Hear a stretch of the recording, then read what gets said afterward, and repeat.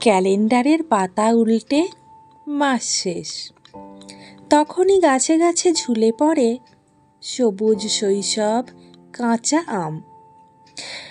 নাম তার আম, কিন্তু পাকেনি তো, রোদের কাছে দেনার খাতা বাকি।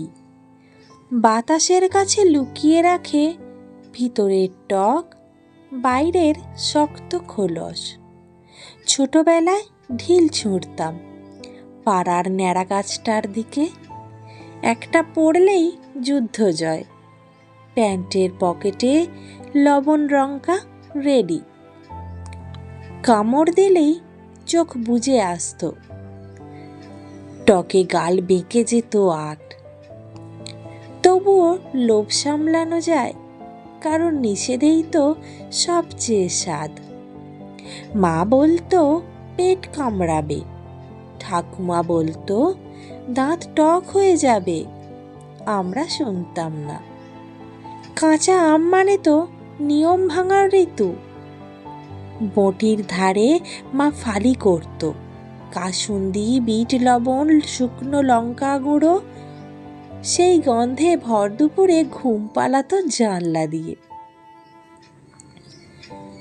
আর স্কুলে হলে তো ক্লাব থেকে চুরি করে নিয়ে আসতাম কাসুন্দি, বিট লবণ আর শুকনো লঙ্কা। তো কেউ বানাতো আম তেল, কেউ রোদে দিত আম সিহতে। বৈশাখের ঝড়ে যে আম কুড়োতাম, তাকেই বলতাম কাল বৈশাখীর উপহার। কাঁচা আম আসলে সময়, পাকতে না চাওয়া জেদি সময়। সে জানে পেকে গেলেই গাছ থেকে হাত, হাত থেকে বাজার, বাজার থেকে পচন। তাই সে টক হয়ে থাকে, দাঁত শিরশির করায়, যাতে কেউ সহজে না নেয়, যাতে শুধু যোগ্য লোকই তাকে পায়। তুমিও তো কাঁচা আম ছিলে যখন প্রথম ভালোবেসেছিলাম। শক্ত সবুজ, কথায় কথায় টক, ছুঁতে গেলেই আঁটি ছুঁড়ে মারতে। এখন তুমি পাকা, মিষ্টি নরম, সবার প্রিয়, সবার প্লেটে। আমি শুধু খুঁজি সেই টকটুকু, সেই বাঁকা গাল, তোমায় না, ধুর।